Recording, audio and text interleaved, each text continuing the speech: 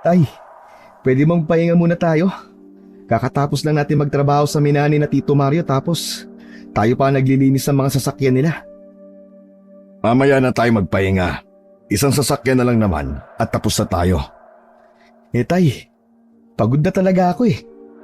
Inabot na tayo ng alas 11 ng gabi dito. Di pa nga tayo nakakapaghapunan eh. Sa gitna ng pag-uusap ng mag-amang Alan at Berto ay dumating ang panganay na kapatid ni Berto na si Mario. Puno ng gintong alahas ang katawan nito. Meron itong makapal na bigote na akala mo ay isa tong pinuno ng sindikato sa mga lumang pelikula. O bakit nagkikwentuhan pa kayo dyan? Paano kayo makakatapos agad? Oo nga pala, biglang naging barado yung lababo sa kusina. Pagkatapos nyo dyan, ayusin nyo. Masyado ng gabi para tumawag pa ng tubero. Tito, hindi po ba masyadong gabi na para magtrabaho pa kami ni tatay? Alan. Sige kuya, ako nang bahala doon. Kayang-kaya ko na yan. Napailing na lang si Alan. Kadugo nila si Mario pero kung ituring sila ng tatay niya ay para silang katulong nito. Maging ang asawa ni Mario na si Luisa at ang nag-iisa nitong anak na si Warren ay ganun din ang trato sa kanila. Bata pa lang si Alan nung namatay sa sakit ang nanay niya. Ang kapatid niya na mas matanda sa kanya ay namatay sa isang aksidente. Nabangga ito ng truck habang tumatawid. Kaya't simula noon ay sila na lang ng ama niyang si Berto ang magkasama sa buhay. Tahimik ang buhay nila dati. Mahirap pero kahit papaano ay kontento na sila. Hanggang sa dumating sa buhay nila si Mario. Nag-offer ito ng trabaho sa tatay niya bilang minero sa minahan ng ginto na pagmamay-ari ni Mario at ng asawa nito. Agad yung tinanggap ni Berto dahil wala itong regular na trabaho. Libre ang tirahan ni Alan sa bahay ni Mario, ngunit ang kwarto nila ay isang bodega na mainit. Puno ng mga lumang gamit. Nang tumagal sila ron ay naging utusan na sila ng pamilya ni Mario.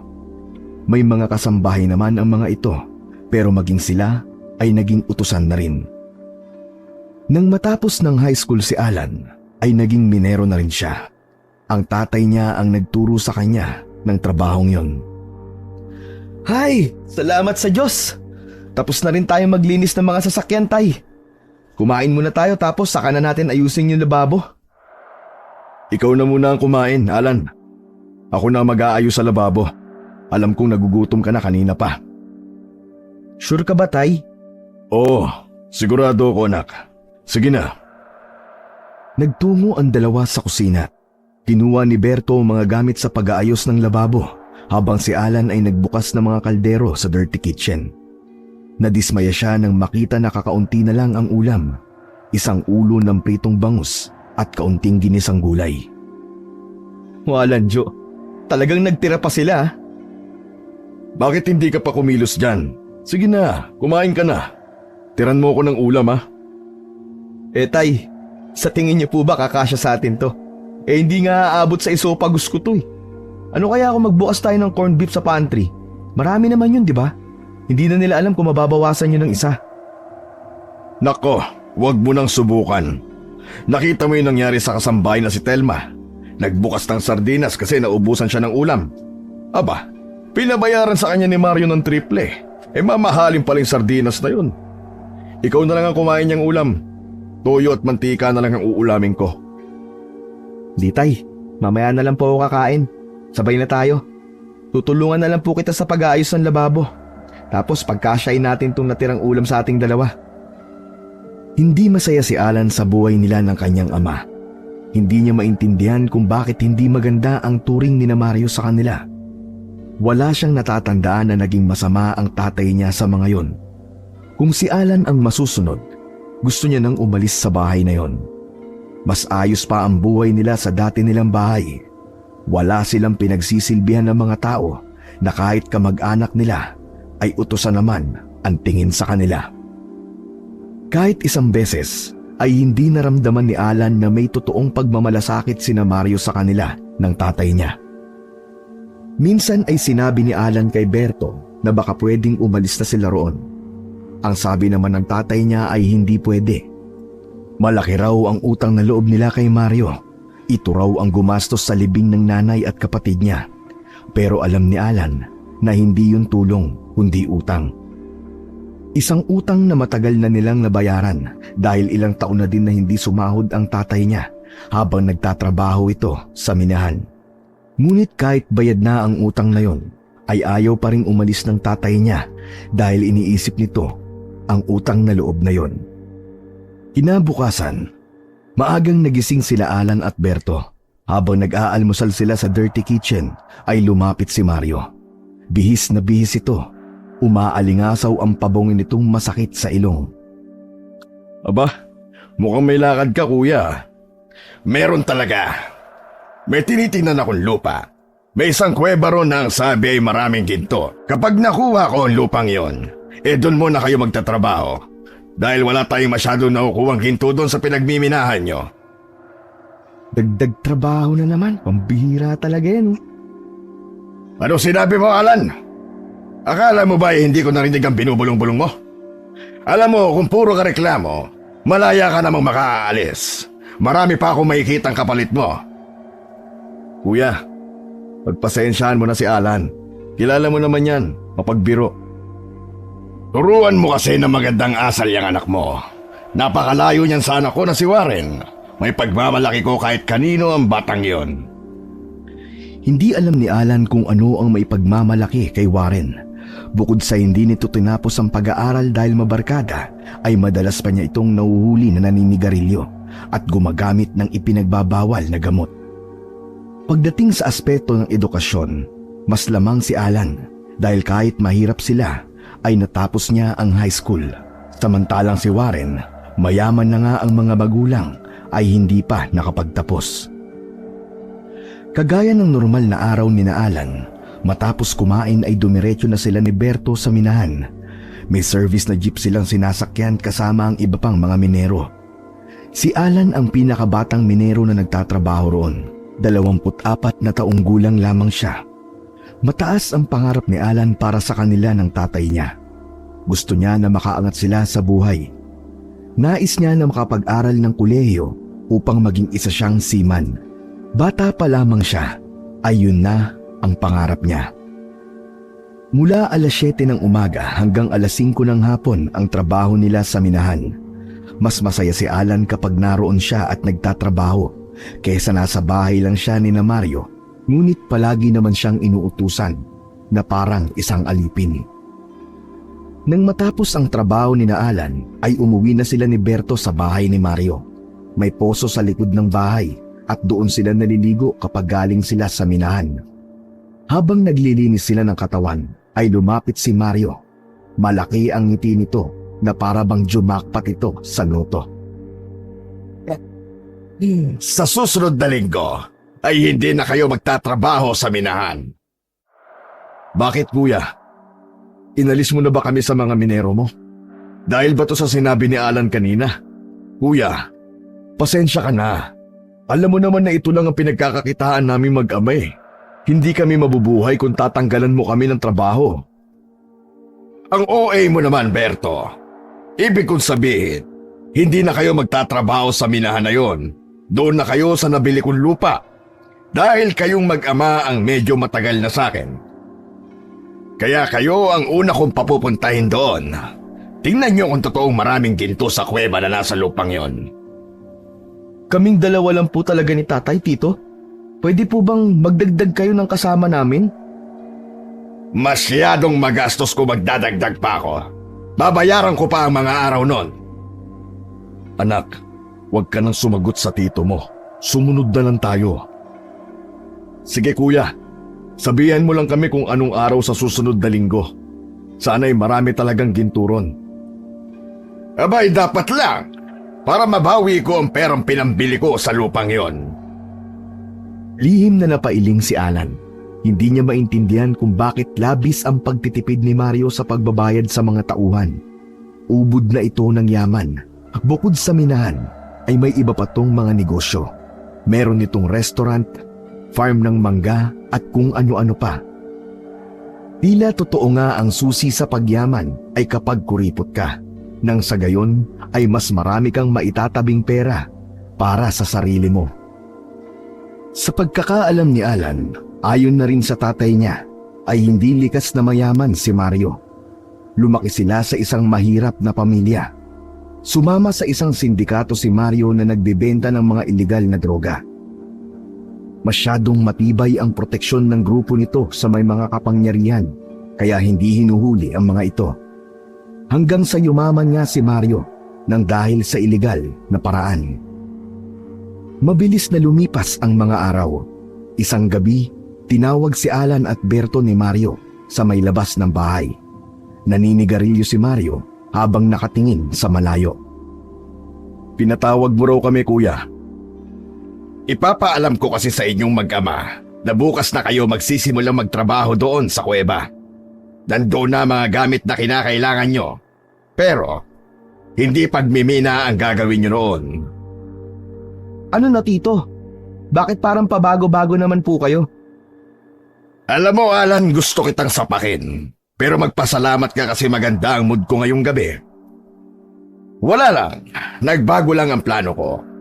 Maghuhukay na kayo sa loob ng kuweba. Pero para saan ang paghuhukay? May nakapagsabi kasi sa akin na sa loob ng kuweba ay merong nakabaon na ginto. Pinatingin ko sa eksperto ang loob ng kuweba at nakumpirma niya na maraming ang gintong nakabaon doon sa may dulong banda ng kuweba. Di kung ganun pala may makakatulong na kami ni tatay. Wala. Pero may mga tao ko na nagbabantay sa inyo. Mahirap na. Baka kapag nahukay nyo na ang mga ginto ay kumupit pa kayo. Magpahinga na kayong dalawa. Maaga kayong pupunta doon bukas. Magalang silang nagpaalam kay Mario. Pumunta na sina Alan sa kwarto nila. Humiga siya sa lumang kutsyon na nakalatag sa sahig. Tumitig si Alan sa kisame. Unang beses na maghuhukay siya ng ginto. Alam niya na iba yun sa trabaho niya sa minahan. Mas magiging madali sana yun kung nagdagdag pa si Mario ng kahit 2 tao na makakatulong nila ng tatay niya. Ngunit wala siyang magagawa kapag si Mario na ang nagdesisyon at nagutos. Pakiramdam niya tuloy ay laruang robot sila ng kanyang ama.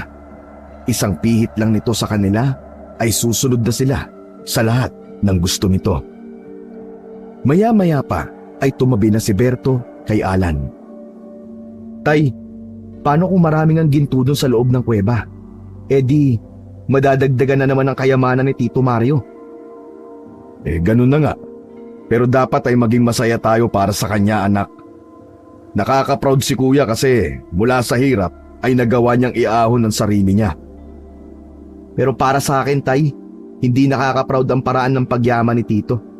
Sa illegal na paraan siya yumaman, tapos nung mayaman na siya, ang pangit ng turing niya sa mga nagsisilbi sa kanya. Lalo na sa atin. Umamin ka, Tay. Nung bata pa kayo ni Tito Mario, nagkaroon ba kayo ng malaking away? Gusto ko kasing maintindihan kung bakit ganito ang trato niya sa atin .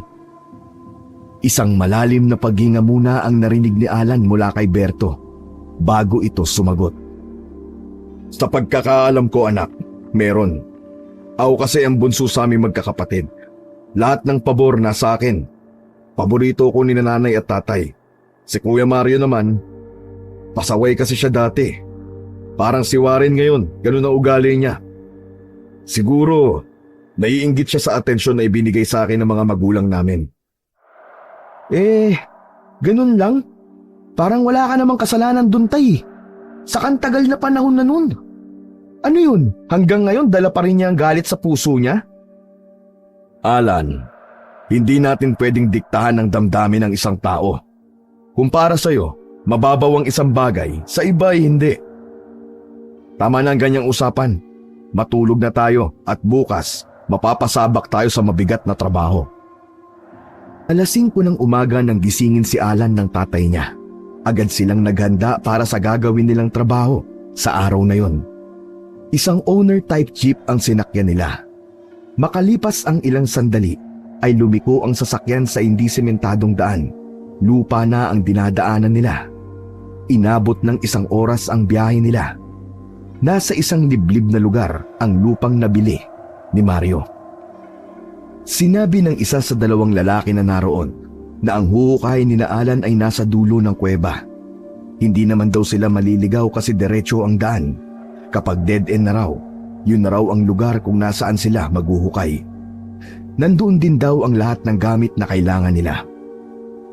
Pagpasok ni Alan sa kuweba ay naramdaman niya ang malamig na hangin sa loob. Inakala niya na mainit doon pero nagkakamali siya. Hawak naman ng tatay ni Alan ang isang rechargeable lamp. Makalipas ang 15 minutong paglalakad ay narating na ni Alan ang dulo ng kuweba. Merong mga ilaw na nakakabit sa paligid kaya maliwanag. Pinatay na ni Berto ang rechargeable lamp.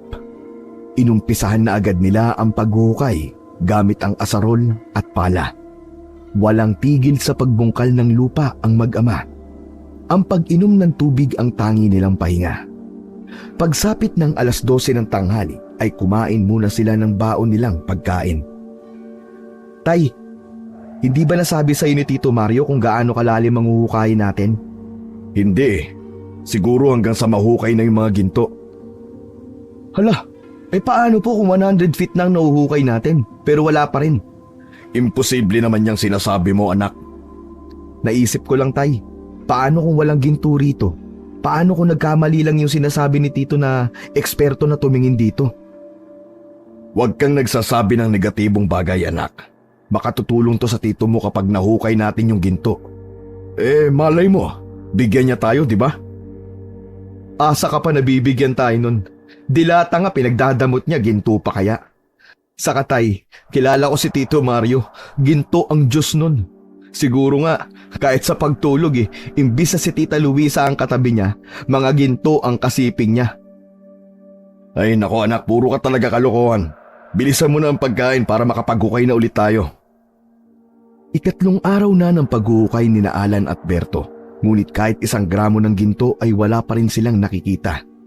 Malalim na ang hukay na nagawa nila. Ayon kay Mario, huwag silang titigil hanggang hindi nila nahuhukay ang mga gintong nakabaon doon. Sa pagkakataon na yon ay meron ng isang tauhan si Mario na nagbabantay sa paghuhukay. Alam ni Alan na walang tiwala si Mario sa kanila ng tatay niya. Ang akala yata nito ay magnanakaw sila ng ginto sa oras na mahukay na nila yon. Kahit mahirap si Alan ay hindi siya tinuruan ni Berto ng pagnanakaw. Ang itinuro nito sa kanya ay kung may nais siyang bagay na makuha, dapat ay makuha niya yon sa marangal na paraan at sa paraan na magagawa niyang ikwento at ipagmalaki sa lahat. Habang naghuhukay sina Alan at Berto ay natigilan si Alan nang may marinig siyang boses ng lalaki. "Wag!" Yun ang sabi ng boses. Narinig mo ba yun, Tay? Ang alin? Yung boses ng lalaki. Ang sabi, wag. Wala naman ako narinig ah. Naku anak, guni-guni mo lang yun. Hindi Tay, narinig ko talaga. Parang nanggaling pa nga dito mismo sa hukay eh. Hay nako, magtrabaho na lang tayo. Gutom lang yan anak. Hayaan mo, 1 oras na lang at matatapos na tayo rito. Nang sumunod na araw ay muling nagukay sina Alan at Berto. Ngunit nasira ang water pump na ginagamit na siyang nag-aalis ng tubig sa hukay, kaya natigil muna ang pagtatrabaho nila. Nagpatawag si Mario na mag-aayos sa water pump. Hindi sila pinaalis ni Mario dahil baka maayos na din daw kagad yun. Lumabas muna ng kuweba ang mag-ama. Inaya ni Alan si Berto na maglakad-lakad. Habang naglalakad ang dalawa, ay natuwa si Alan sa maraming puno at iba't ibang halaman na kanyang nakikita. Ganon kasi ang paligid ng dati nilang bahay. Hanggang sa may narinig silang lagaslas ng tubig sa kung saan. Tay, mukhang may talon dito ah. Tara, hanapin natin. Gusto kong maligo kasi ang init-init eh. Nagpatuloy ang dalawa sa paglalakad. Hindi nagkamali si Alan dahil isang mababang talon ang kanilang natagpuan. Maraming malalaking bato sa gitna at napakalinaw ng tubig. Nagubad si Alan ng damit at pantalon, gayon din si Berto. Lumublob sila sa malamig na tubig na nagbibigay ng ginhawa sa kanila. Para silang mga batang nagtampisaw. Hindi akalain ni Alan na may nakatagong magandang talon sa lugar na yon. Sabay na sumisid sa malalim na bahagi sina Alan at Berto. Nang umahon ang ulo nila sa tubig, ay pareho silang nagulat nang may nakita silang isang babae at isang lalaki. Nakatayo ang mga yon malapit sa mga damit na hinubad nila. Parehas nakasuot ng itim na damit ang dalawa. Nakatingin ang mga ito sa kanila at seryoso ang muka. Sa tansya ni Alan ay parehas na nasa 40 na ang edad ng mga yon. Magandang umaga po. Kayo po ba ang may-ari ng talon na ito? Pasensya na po kung naligo kami ng anak ko ha. Sobrang init lang po kasi talaga. Anong pangalan ninyo? Ako po si Berto. Ito pong anak ko. Alan po ang pangalan. Ako si Elsa. At itong kasama ko ay si Victor, ang aking asawa. Hindi kami ang nagmamay-ari ng talon na ito. Malaya kayong maligo dyan kahit na anong oras. Ganun po ba? Sige ho. Maraming salamat. Nandito kami para makiusap sa inyo. Alam namin na kayo naghuhukay sa loob ng kuweba. Itigil niyo na ang paghuhukay doon. Sa pagkakataong yon, ay nakisali na si Alan sa usapan. Mawalang galang na po. Pero tauhan po ba kayo ni Tito Mario? Inutos po ba niya sa inyo na itigil na ang paghuhukay doon? Hindi namin kilala ang tinutukoy mong Mario. Ang alam namin, kayo naghuhukay sa kuweba. Hindi naman pala kayo tauhan ni Tito Mario eh. Hindi kayo nagpapasahod sa amin kaya hindi namin kayo susundin. Alan, ano ba? Pasensya na po kayo sa anak ko. Matabil talaga ang tila ng batang to eh. Matanong ko lang ho pero bakit niyo po gustong itigil namin ang paghuhukay? Basta, sundin niyo na lang kami. Pero hindi na natapos ni Berto ang sasabihin dahil tumalikod na sina Elsa at Victor. Naglakad na ang dalawa palayo hanggang sa hindi na nila nakita ang mga yon. Kita mo yun, Tay? Ang babastos, di ba? Hindi pa nga tapos na kausapin, nag-walk out na kagad. Hayaan mo na. Pero bakit gusto nilang tumigil tayo sa paghuhukay? Hindi kaya alam nila na may ginturon tapos gusto nila sila ang makakuha? Hindi natin alam. Tara na, bumalik na tayo sa kuweba at baka okay na yung water pump. Hindi maipaliwanag ni Alan pero habang kausap nila sina Elsa at Victor ay may kakaibang kilabot siyang nararamdaman. May takot sa dibdib niya pero hindi niya alam kung para saan. Nagbihis na sila at agad na bumalik sa kuweba. Hindi pa rin naaayos ang water pump at ang narinig ni Alan ay kailangan ng bumili ng bago. Natuwa si Alan nang sabihin ni Mario na pwede na silang umuwi at bukas na ulit sila maghuhukay. Ibig sabihin ay maaga silang makakapagpahinga ng kanyang tatay. Hindi na rin nila sinabi kay Mario ang tungkol kina Elsa at Victor. Para sa kanila ay hindi na nila yung dapat pagtuunan pa ng pansin.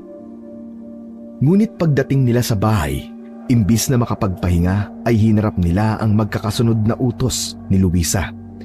May binago kasi ito sa garden nito at inutusan nito sina Alan at Berto na tumulong, total ay wala naman daw silang ginagawa.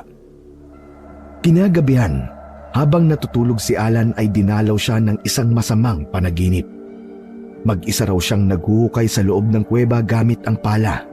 Maya-maya ay may tinamaan ang pala niya na matigas na bagay. Nagpatuloy siya sa paghuhukay, ngunit biglang may mga naaagnas na mga kamay ang lumabas mula sa ilalim ng lupa. Napakaraming kamay at hindi niya na yun mabilang. Hinawakan ng mga kamay ang paa ni Alan. Sigaw siya ng sigaw.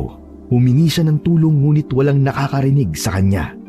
Hanggang sa lumambot ang lupang kinatatayuan ni Alan. Naging madali para sa mga kamay ang hilahin siya sa ilalim ng lupa. Nang magising si Alan, ay tagaktak ang pawis niya sa muka. Hindi rin siya makahinga ng maayos na para bang totoo siyang ibinaon sa ilalim ng lupa. Kinabahan si Alan dahil sa panaginip niyang yon.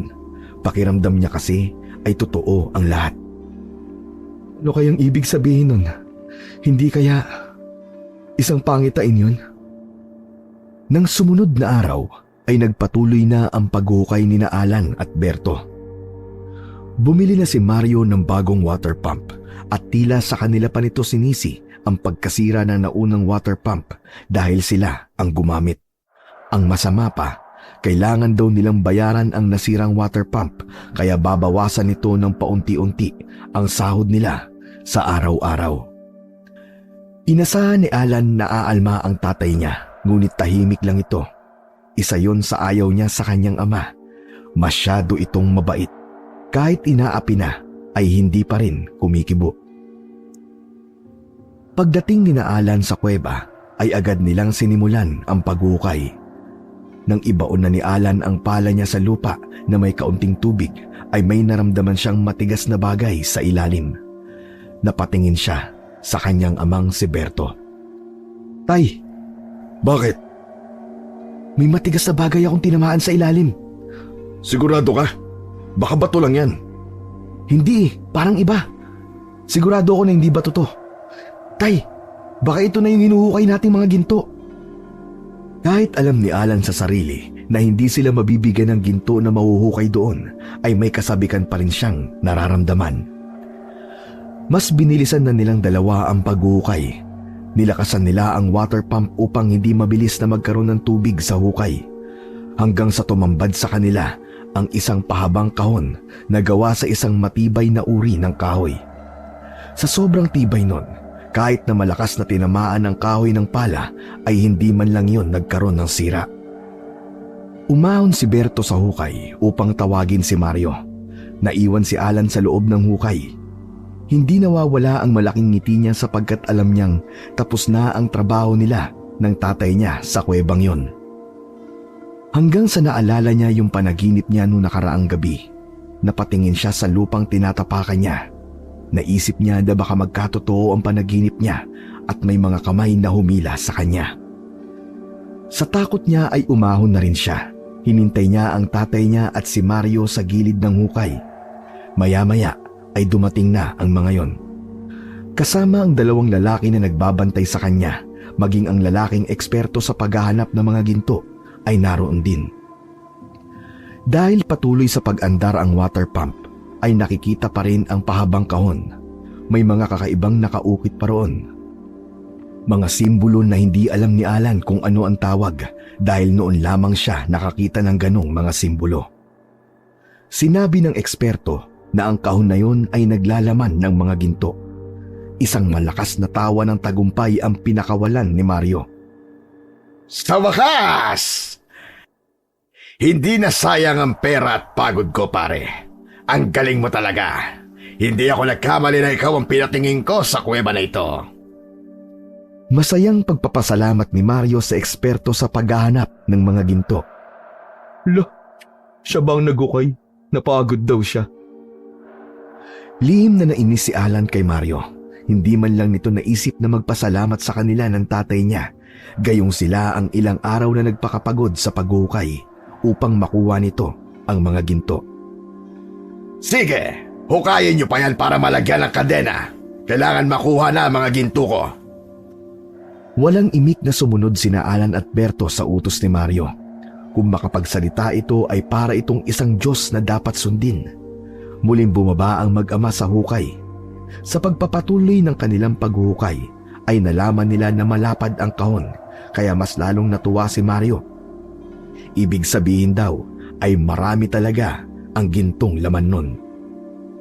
Nang magkaroon na ng espasyo sa gilid ng kahon ay ibinaba na ang kadena. Nahirapan sina Alan na ilusot sa ilalim ng kahon ang kadena, ngunit nagawa pa rin nilang mag-ama. Matapos malagyan ng kadena ang malaking kahon at nasekyur nang hindi yun mahuhulog kapag inangat, ay pinagtulungan na nilang iahon ang kahon mula sa hukay. Hindi yun ganun kabigat. Ang sabi ng eksperto ay sadyang ganoon ng ginto. Hindi raw talaga mabigat. Buksan niyo na yan. Bilisan niyo. Hindi na ako makapaghintay na makita ang mga ginto ko. Sa utos na yun ni Mario ay binuksan na nila ang kahon. Hindi yun selyado pero may malaking padlock. Gamit ang asarol ay madaling nasira ni Berto ang kinakalawang na padlock ng kahon. Marahan at maingat na inangat ni Alan at Berto ang takip ng kahon. Biglang umalingasaw ang nakakasukang amoy nang mabuksan nila yon. Akala mo ay amoy ng nabubulok na patay na daga. Naduwal si Alan. Ngunit ang inaasahan nila na gintong laman ng kahon ay hindi nila nakita. Bagkus ay 2 bangkay ng tao ang naroon. Bahagyang napreserba pa ang mga bangkay dahil may nangingitim na balat pang nakadikit sa mga buto. Yung isang bangkay ay halatang sa babae dahil may mahabang buhok iyon. Galit na galit si Mario nang makita nito ang laman ng kahon. Pambihira! Akala ko ba'y ginto ang mahuhukay dyan? Ano ang mga yan? Nagtanong ka pa. Bangkay, natural. Siniko ni Berto si Alan sa braso upang sawayin siya. Mabuti na lang at hindi narinig ni Mario ang pagbulong ni Alan dahil baka sa kanya pa nito maibaling ang galit nito. Pinagmasdan ni Alan ng mabuti ang mga bangkay kahit nasusukan na siya. May kakaiba siyang napansin sa mga yon. Matutulis ang ngipin ng mga bangkay. Yung babae ay merong tila pakpak sa likuran. Kitang-kita yun sa hugis na natirang buto sa parting yon ng katawan ng babae. Ayon sa eksperto, ay sigurado ito na meron itong nadedetect na ginto sa lugar na yon. Yumukod si Berto habang nakatakip ang isang kamay sa ilong. Itinuro nito ang nakasuot na bracelet sa kamay ng babaeng bangkay. Teka, ito siguro na-detect mo. Sa tingin ko'y ginto ang pulseras na yan. Anong gagawin ko sa isang pirasong pulseras? Marami ako niyan sa bahay. Ang gusto ko, isang kahon ng mga ginto, isang kahon ng kayamanan. Pero pansinin niyo po yung mga bangkay. Parang hindi po sila tao. Ang tutulis ng mga ngipin nila. Yung isa, parang may pakpak pa. Oo nga, para silang mga aswang. Natigilan ng lahat upang pagmasdan ng maigi ang mga bangkay. Lahat ay sumang-ayon sa sinabi nila Alan at Berto. Tinanong ng isang tauhan ni Mario si Mario kung ibabalik na ba ang kahon sa hukay. Huwag niyong ibabalik. Meron ako naisip na paraan upang pagkakitaan ng mga yan. Iwan niyo ang kahon at kunin ang mga bangkay. Siguruhin niyo na hindi yan masisira dahil malalagot kayo sa akin. May pagtatakang nagkatinginan sina Alan at Berto. Walang maisip si Alan sa kung ano ang plano ni Mario sa mga bangkay na yon. Ganun pa man, dahil sa utos ni Mario na kunin nila ang mga bangkay, ay wala silang nagawa, kundi gawin na lang yon. Kumuha ng malalaking plastic container ang mga tauhan ni Mario. Doon nila inilagay ang mga piraso ng buto ng 2 bangkay. Sa tingin ni Alan, ay matagal nang nakalibing ang mga yun doon. May mga bagay nga lang siyang ipinagtataka. Isa na roon ay ang tibay ng mga buto. Hindi madaling masira o maputol ang mga yon. Ang isa pa ay kung bakit ganoon kalalim ang pinaglibingan sa mga bangkay. Inuwi nila ang mga bangkay sa bahay ni Mario. Inilagay yon sa basement. Agad na naligo ng mabuti si Alan. Hindi niya lubos maisip na magagawa niyang humawak ng buto ng tao. Hindi na alis sa utak niya ang imahe ng mga yon. Nakakatakot at nakakakilabot. Matapos maligo ay saka lang sila kumain ni Berto. Maya-maya pa ay magkatabi na silang nahiga sa kanilang higaan. Kalansay kaya talaga ng aswang ang mga yon, Tay? Sa tingin ko, oo. Nakita mo naman siguro ang itsura nila.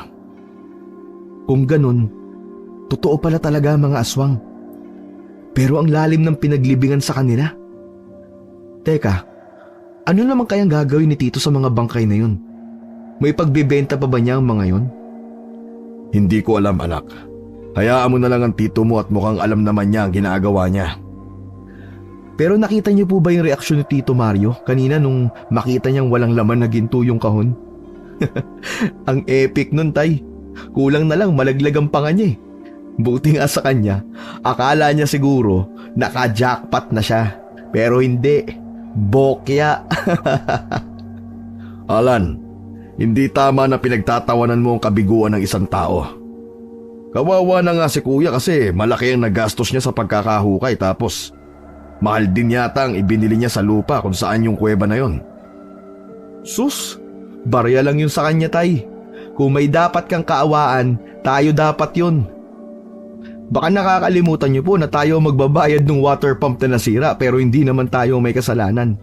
Aba, halos wala na po tayong sasahurin ah. Hayaan mo na. Parang tulong na rin natin yun sa kanya kasi meron tayong bahay na natutuluyan. Utang na loob natin yun sa Tito Mario mo.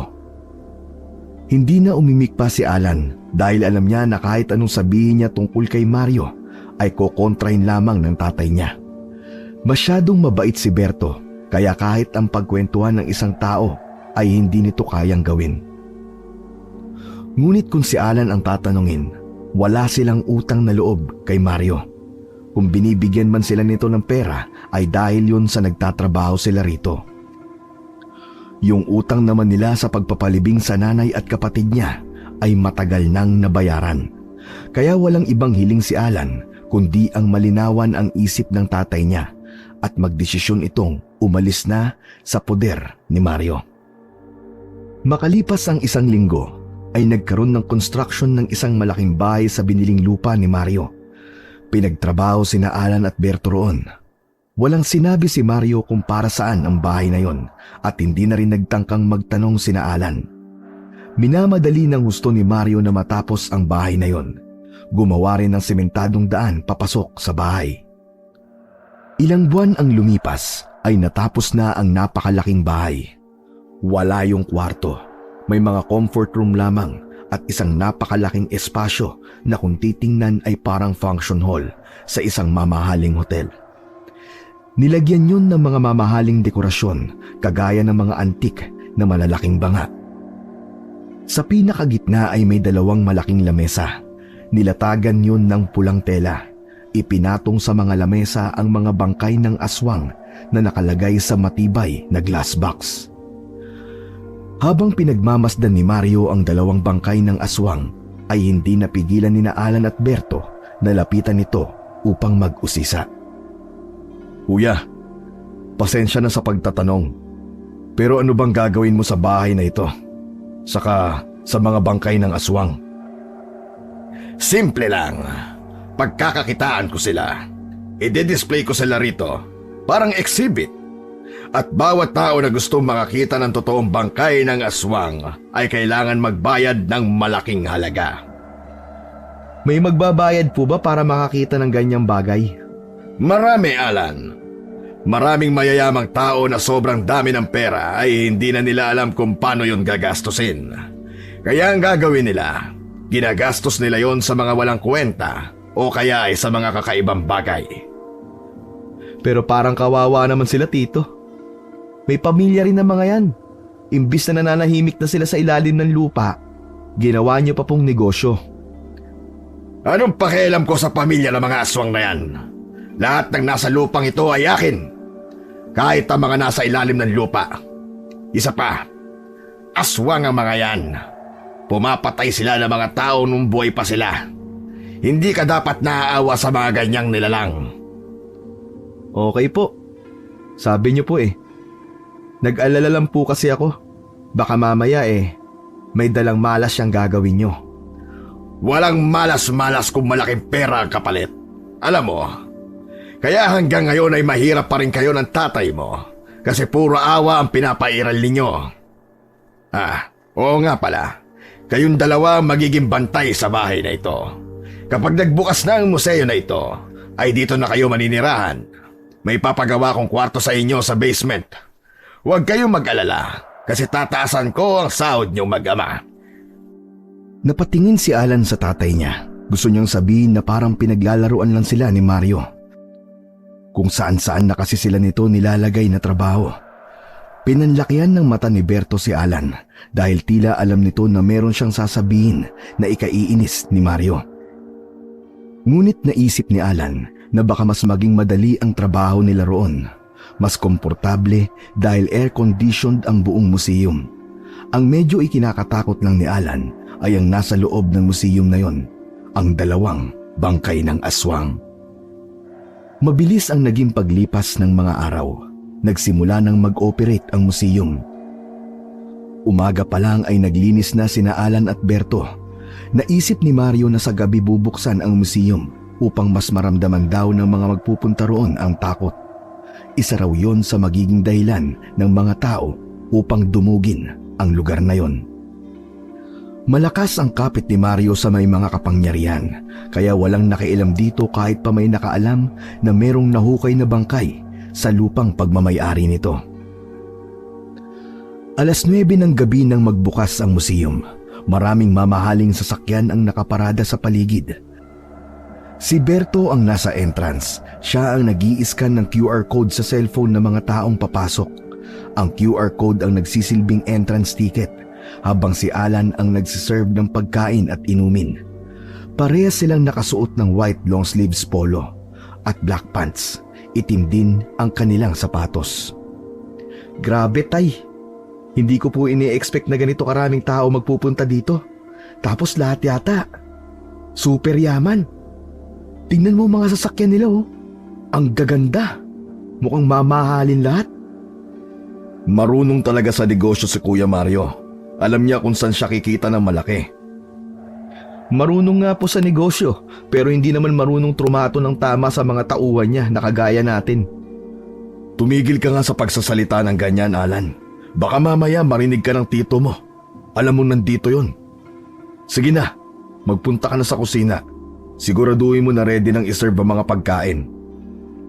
Kakamot-kamot sa ulo na nagbalik sa kusina si Alan. Inihanda na niya ang mga inumin. Pinag-aral pa siya ni Mario upang mag-mix ng ganong inumin. Cocktails daw ang tawag sa ganon. Pati mga pagkain na pang mayayaman ay nagawa na rin niya. Lahat ng yun ay natutunan niya sa ilang araw lamang. Maya-maya pa ay pinapasok na ang mga tao. Mabilis na napuno ng mga tao ang buong museum. Puro magara ang suot ng mga yon. Lahat ay nakatanghod sa 2 bangkay ng aswang na nasa loob ng glass box. Habang nagsaserve ng inumin si Alan ay pinagmasdan niya ang mga reaksyon ng mga tao. Manghang-mangha ang mga yon dahil sa nakikita. Kita naman sa mukha ni Mario ang pagmamalaki. Tinanong ng isang lalaki si Mario kung totoo bang aswang ang mga bangkay. Duda ka pa rin ba hanggang sa ngayon? Tingnan mo mabuti ang bawat detalye ng bangkay. Kitang-kita mo na hindi peke ang buto sa pakpak at ang matutulis nilang ngipin. Alam nyo ba na isa ako sa nagukay ng mga yan? Ilang araw ako napagod pero lahat ng yun ay worth it. Napasimangot si Alan sa sinabi ni Mario. Talagang inako na nito lahat ng papuri. Kahit ang totoo ay disappointed ito nung una na hindi ginto ang nahukay nito, kundi ang mga bangkay na yon. Naging matagumpay ang unang gabi ng pagbubukas ng museum. Alas 12 na ng hating gabi na ubos ang mga tao.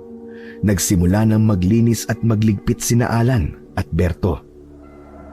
Isasarado na sana ni Alan ang main door nang may nakita siyang 2 tao na papalapit, isang babae at isang lalaki. Nang nasa harapan na niya ang mga yon, ay doon niya nakilala ang mga ito, sina Elsa at Victor, yung nakita nila sa may talon.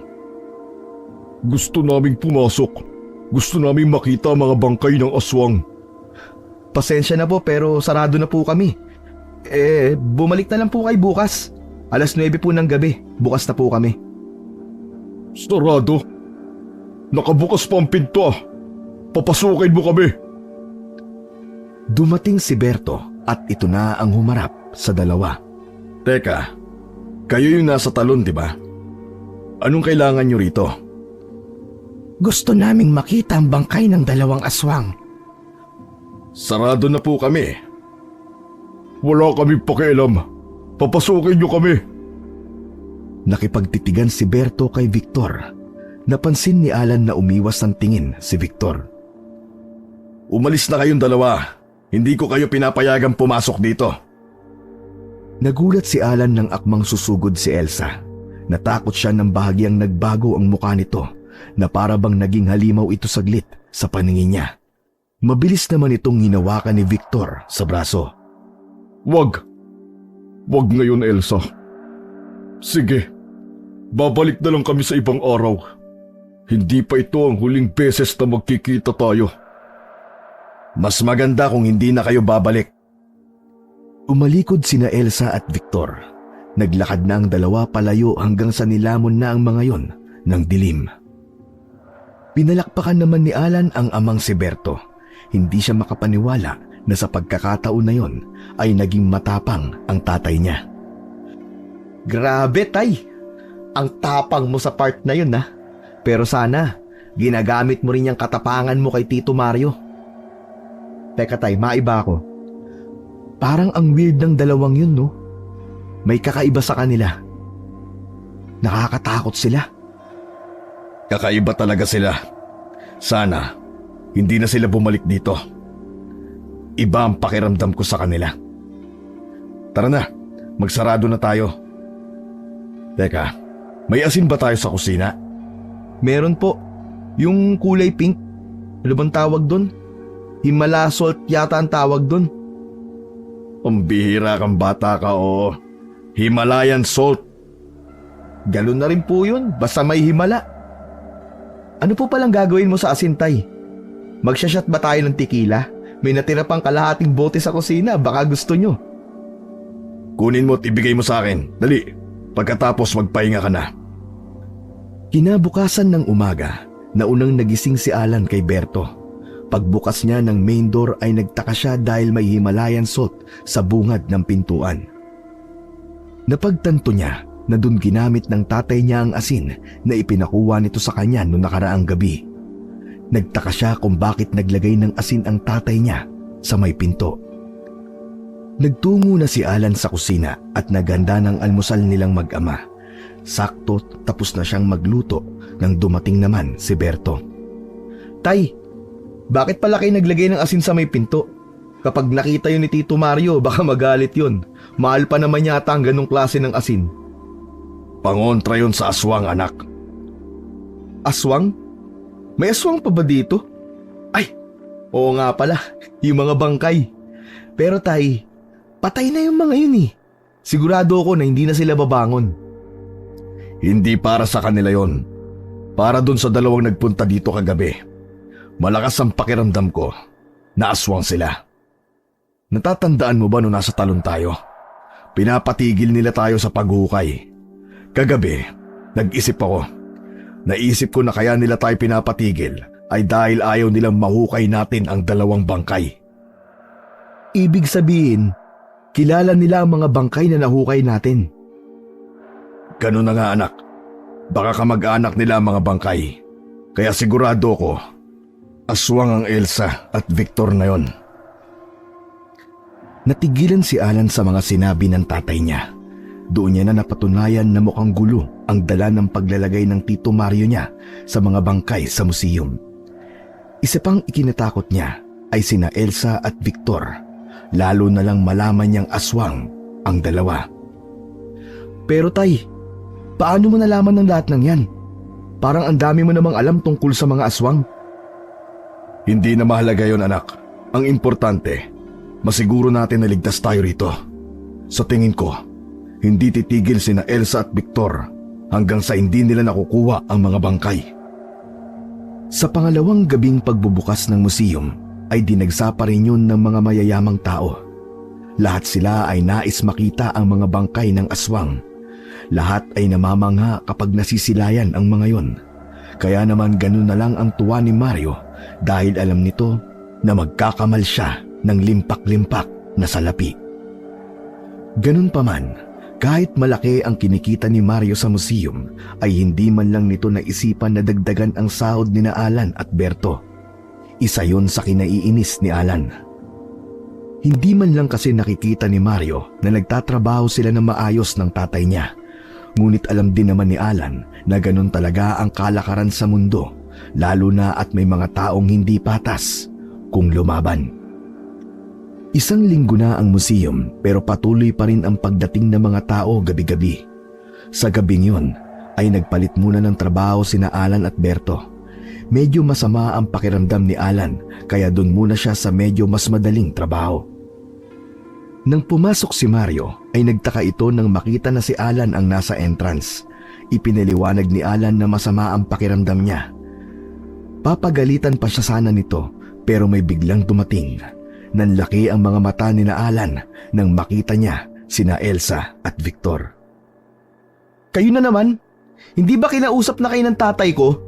Hindi nga kayo pwedeng pumasok dito. Alam na namin na mga Alan, ano bang sinasabi mo? Bakit ganyan ka makipag-usap sa mga taong gustong pumasok sa aking museum?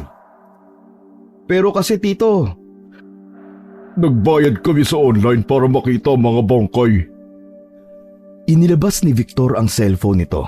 Meron itong QR code para sa entrance. Nakita mo na? Itinataboy mo ang pera ko, Alan. Pasensya na ho kayo sa aking tauhan. Sige na, magpaskan na kayo para makapasok na kayo. Wala nang nagawa si Alan kundi ang i-scan ang QR code ni na Victor. Nakakalokong ngumiti ang dalawa habang papasok. Subukan nyo lang na may gawin kayong masama sa loob. Maraming asin sa kusina. Uubusin ko sa inyong dalawa lahat ng Himalayan salt, maniwala kayo. Mula sa entrance ay pinanood ni Alan ang bawat galaw ni na Elsa at Victor. Kung titingnan ay normal na tao lamang sila. May takot sa dibdib siya sapagkat alam niya kung ano talaga sina Victor. Gusto niya nang puntahan ang tatay niya upang sabihin na naroon sa loob sina Victor. Pero hindi niya magawang makaalis sa pwesto niya dahil patuloy ang pagdating ng mga tao para masilayan ang bangkay ng mga aswang. Makalipas ang ilang minuto, mapayapang umalis sina Victor at Elsa. Tinapunan na masamang tingin si Alan nang lumabas ang dalawa. Hindi nagpasindak si Alan at nilabanan niya ng tingin ang mga ito. Nang makapagsarado na sila, ay doon na nasabi ni Alan na kanina ay nandoon sina Elsa at Victor. Ayon sa tatay niya, ay hindi niya na napansin ang dalawa. Bago sila matulog ay naglagay sila ng asin sa may pinto. Nalaman ni Alan sa ama niyang si Berto na mabisa ang asin na panlaban sa mga aswang. Hindi raw makakapasok ang aswang sa isang bahay kung may asin sa bungad ng pinto. Tuwing Lunes at Martes ay sarado ang museum. Yun ang araw ng pahinga ni na Alan at Berto. Pero kahit na sarado ang museum ay hindi pa rin sila nakakapagpahinga. Kailangan nilang maglinis palagi at magbantay doon. Alan, dito ka muna ha. Pupunta lang ako sa bayan.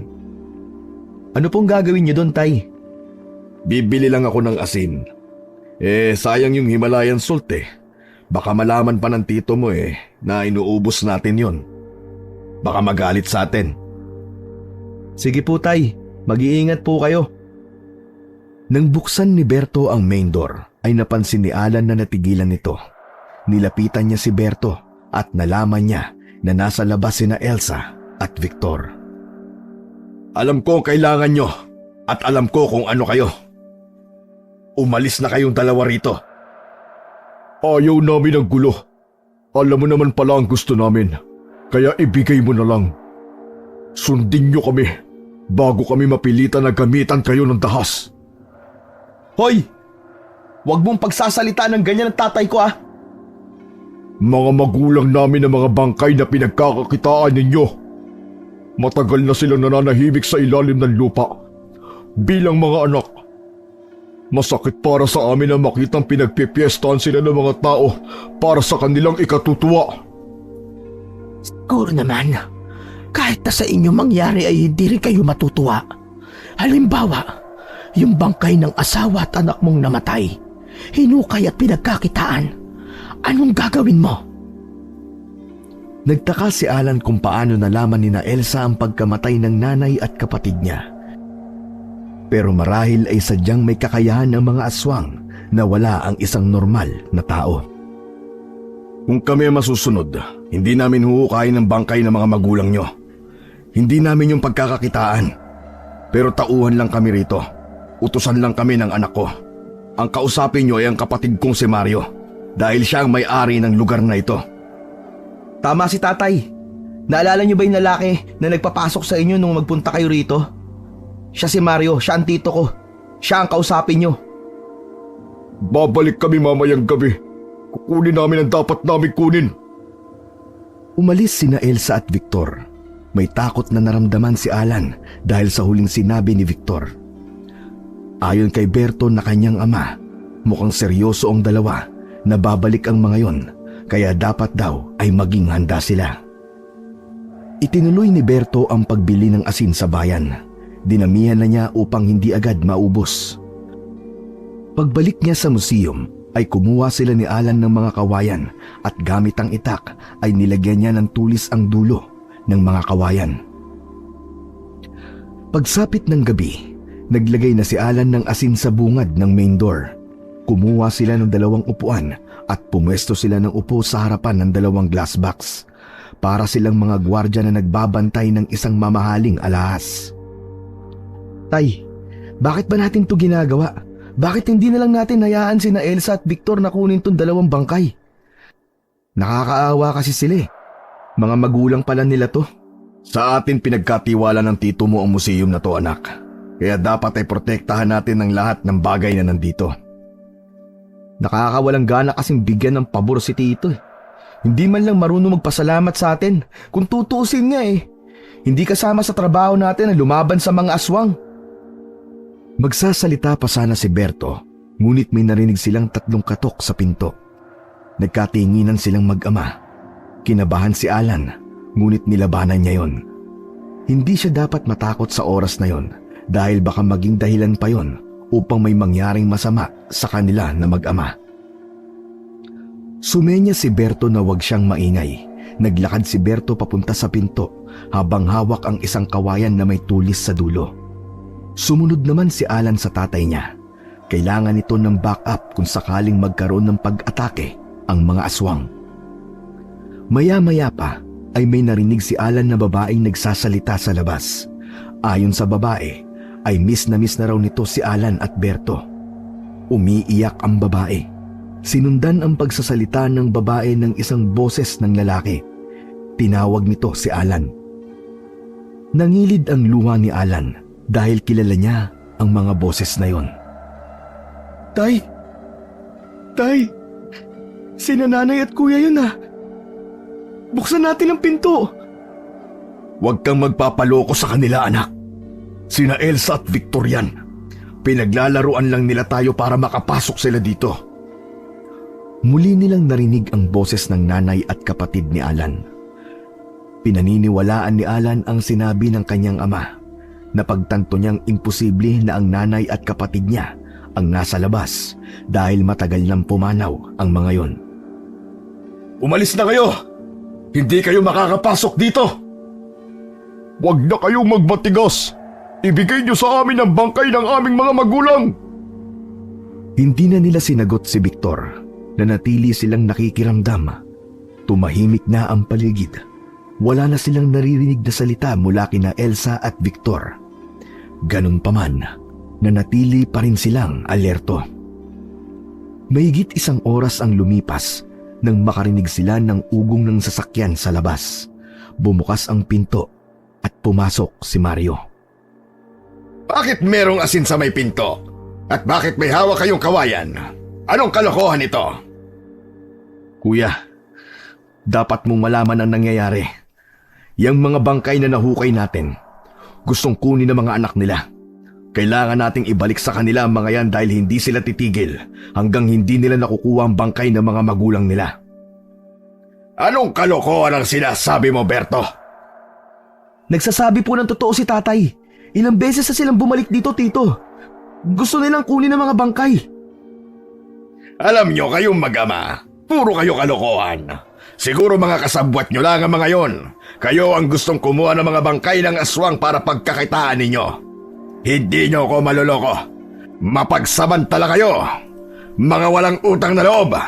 Binigyan ko na kayo ng pagkakakitaan tapos ganito pa ang igaganti nyo sa akin. Kuya, maniwala ka naman sa amin. Tay, tama na. Alam mo, tito, matagal ko na tong gustong sabihin sa'yo eh.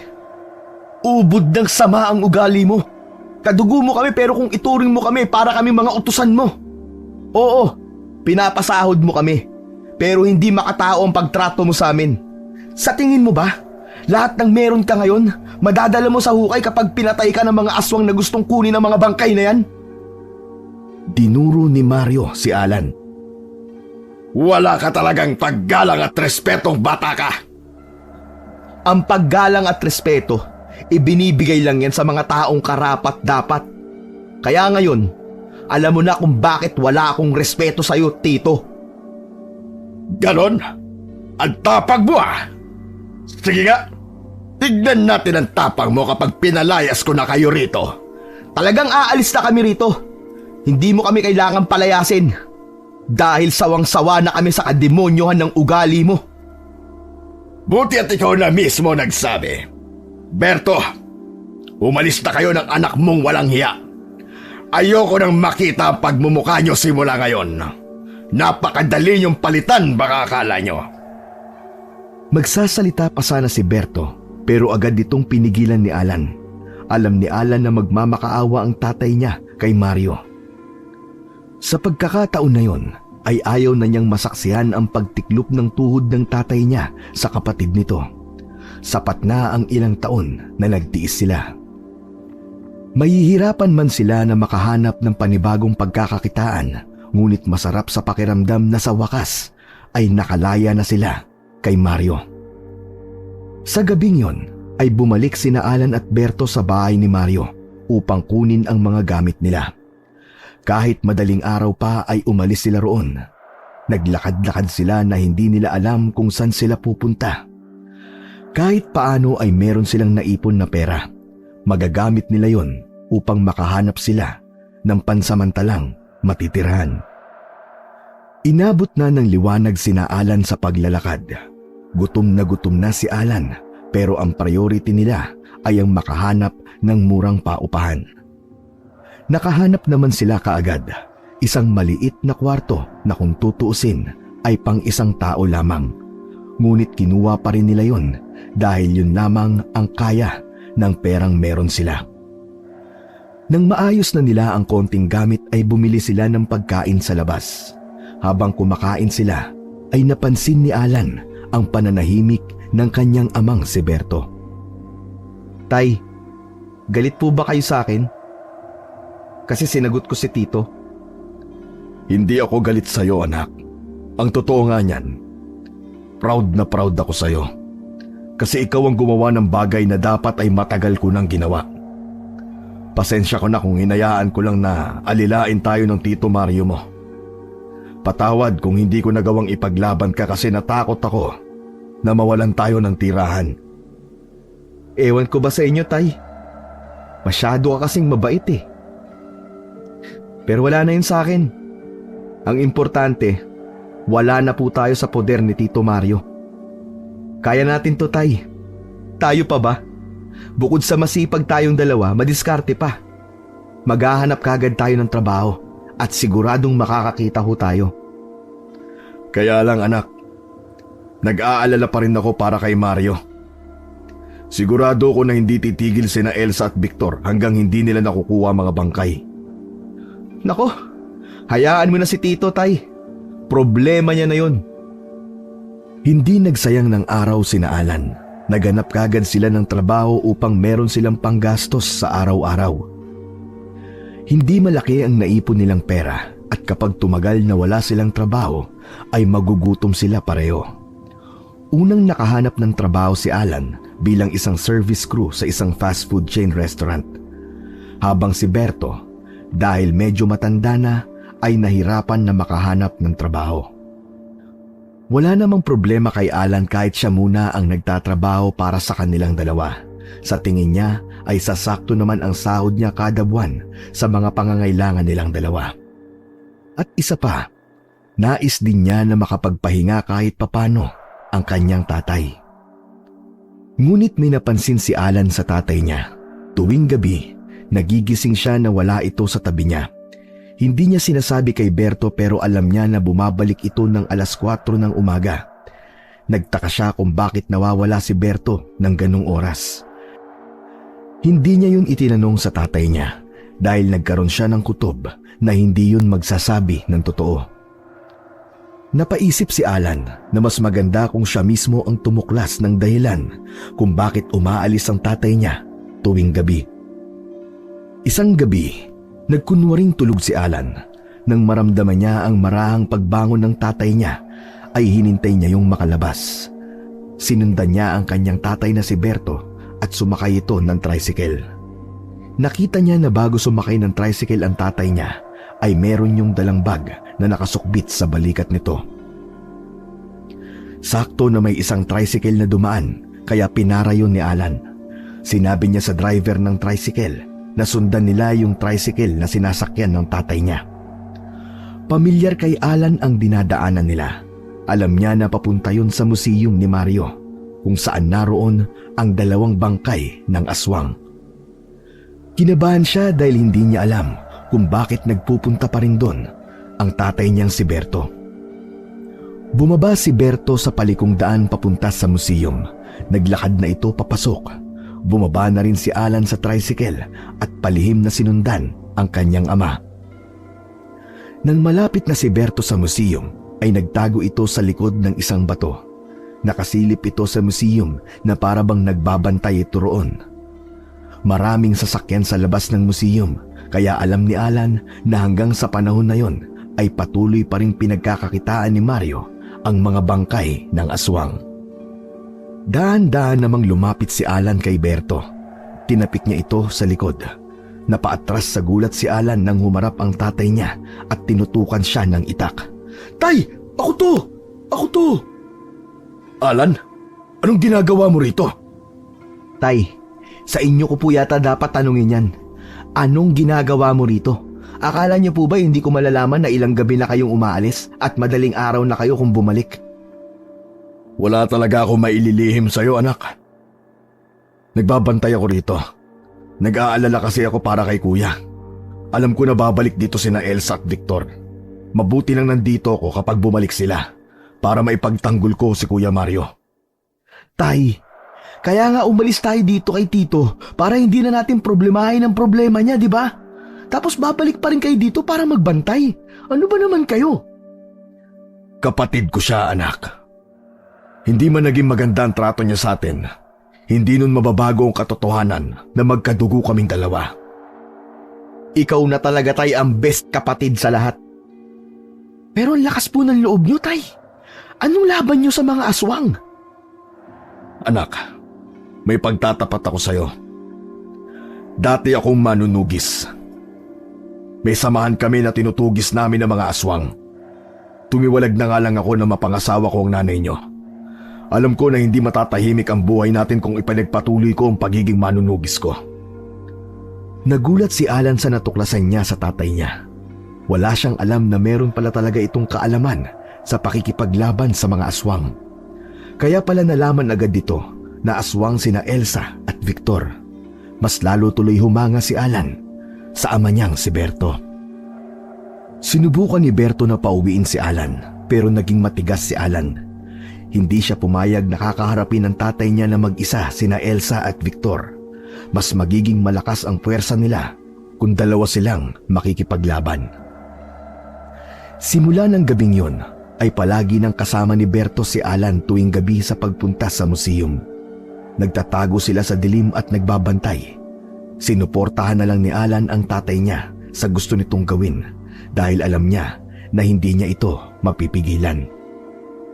Isang buwan na ang lumipas, hindi pa rin nakikita ni Alan ang pagbabalik ni Elsa at Victor sa museum. Ang totoo ay napapagod na si Alan na gawin yon. Tuwing umaga ang pasok niya sa trabaho, nakiusap na siya sa manager nila na gano'n na palagi ang pasok niya at nagawa pa niyang magsinungaling. Sinabi niya na may sakit ang tatay niya at kailangan ay meron itong kasama tuwing gabi. Walang kaalam-alam ang manager niya na hindi yun totoo. Napawang kasinungalingan lamang ang lahat. Dahil ang totoo ay sinasamahan niya ang tatay niya sa pagbabantay sa museum. Isang gabi, habang nagtatago sila sa likod ng malaking bato, ay hindi na napigilan ni Alan ang magtanong sa amang si Berto. "Tay, hanggang kailan ba natin gagawin tong pagbabantay dito? Isang buwan na natin tong ginagawa pero mukhang hindi na babalik sina Elsa at Victor. Baka sumuko na sila. Yung parang nag-move on na lang sila siguro." Hanggang sa masiguro ko na ligtas na si kuya sa mga aswang na yon. Malakas ang kutob ko na naghihintay lang sila ng magandang pagkakataon. Panigurado kasi, kung mailigtas man natin si Tito sa mga aswang, kahit thank you, wala tayong matatanggap dun. Ayos lang sa akin kahit wala. Basta magampanan ko ang pagiging kapatid ko sa kanya. Ayos na yun sa akin. May isang beses na na-curious si Alan kung ano ang laman ng bag na dala lagi ng tatay niya. Binuksan niya yon at may nakita siyang isang plastik ng asin, buntot ng pagi at itak. Napagtanto niya na talagang handa ang tatay niya kung sakali na makakaharap nila sina Elsa at Victor. Maraming gabi pa ang lumipas na matyagang nagbabantay sina Alan sa labas ng museum. Minsan ay nakakatulog na siya at gigisingin na lang siya ni Berto kapag sumisilip na ang araw sa silangan. Nung una ay napipilitan lamang si Alan na gawin yon, pero nang tumagal ay nakasanayan niya na ang ganoong routine nila. Nagkaroon na siya ng excitement sa kung anuman ang pwedeng mangyari kapag nakaharap na nila sina Elsa at Victor, tapos makikita niya ang mga ito sa anyong aswang. Sa tanang buhay niya, hindi pa siya nakakakita ng buhay na aswang, bangkay pa lang. Sigurado si Alan na kapag nagkaroon na siya ng mga anak, ay isa yon sa palagi niyang ikikwento sa mga anak niya. Hanggang sa isang gabi, habang nagbabantay sina Alan, ay nakita nila ang pagdating ng isa sa mga sasakyan ni Mario. Nakita nila na bumaba ito ron at pumasok sa museum. Bandang 11:00 ng gabi ay nakatulog na si Alan. Nasanay na siyang matulog sa lupa habang ang tatay niya ay gising. Makalipas ang ilang sandali, ay ginising ni Berto si Alan. Nakarinig si Alan ng sigawan ng mga tao sa loob ng museum. Bakit, tay? Ano nangyayari? Mukhang nasa loob sina Elsa at Victor. Ito na ang hinihintay natin, anak. Tay, anong gagawin natin? Ibinigay ni Berto kay Alan ang isang plastik ng asin. Hindi na nito kailangan sabihin ang gagawin niya sa asin dahil matagal niya nang alam kung para saan yun. Maya-maya pa ay nakita nila na nagtatakbuhan na ang mga tao palabas ng museum. Lahat ay nagmamadaling sumakay sa kani-kanilang sasakyan upang makaalis sa lugar na yon. Matapang na lumabas sina Alan at Berto mula sa malaking bato. Sa isang kamay ni Berto ay hawak nito ang itak at sa isa naman ay ang buntot ng pagi. Malalaki ang hakbang nila. Akala mo ay mga sundalo sila na susugod sa isang gera. Tay, pwede bang akin na lang yung itak o kaya yung buntot pagi? Parang mas astig kasi akong tingnan kung meron akong armas, di ba? Dahil sa sinabing yun ni Alan, pinanlakihan lang siya ng mata ni Berto. Napapisay na lang si Alan dahil sa ginawa niya. Pagpasok nila sa museum ay tanging sina Mario, Elsa at Victor lamang ang nandoon. Nakaupo sa sahig si Mario habang nasa harapan nito ang dalawang aswang. Pakiramdam ni Alan ay huminto ang paghinga niya ng ilang segundo nang humarap sina Elsa at Victor sa kanila. Nasaan yung aswang na ang dalawa? Nagbigay ng kilabot kay Alan ang nakakatakot na itsura ng mga yon. Berto! Tulungan mo ako! Papatayin ako ng mga aswang na yan! Tulungan mo ko, mahal kong kapatid! Mamamatay ka na talaga kapag hindi mo binalik sa amin ang mga magulang namin! Ayoko! Ayoko! Hindi niyo pwedeng kunin ang mga bangkay! Akin na mga yon! Akin lang sila! Malakas na sumigaw si Victor. Akmang aatakiin nito si Mario pero mabilis na tumakbo si Alan papalapit sa mga yon.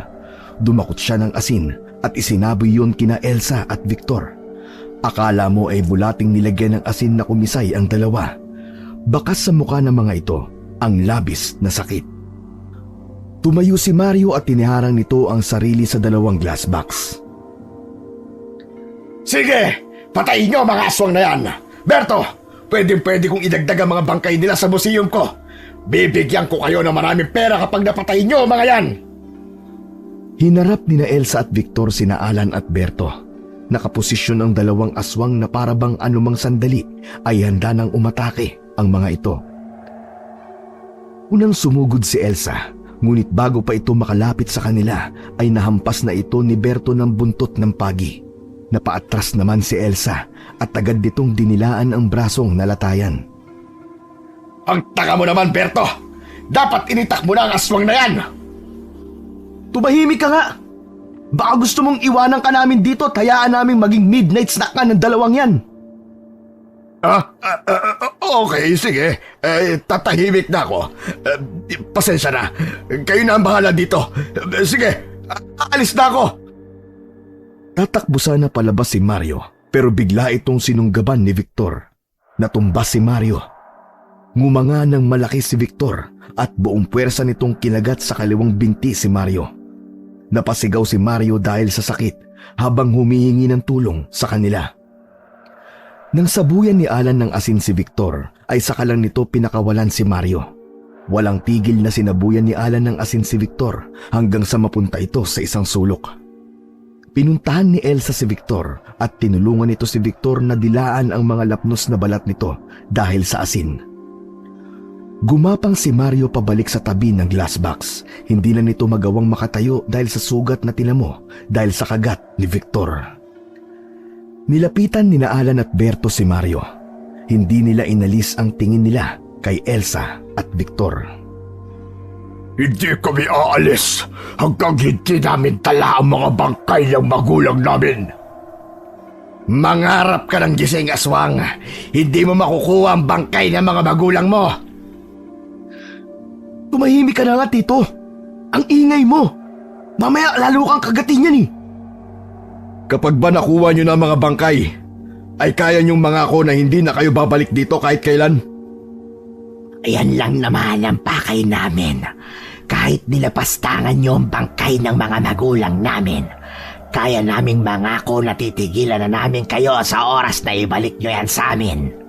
Hindi na kami babalik pa rito kahit na kailan. Sinulyapan ni Alan ang tatay niya. Alam niya na sa oras na yon ay nag-iisip ito kung ano ang susunod nitong gagawin. Berto, patayin mo na sila.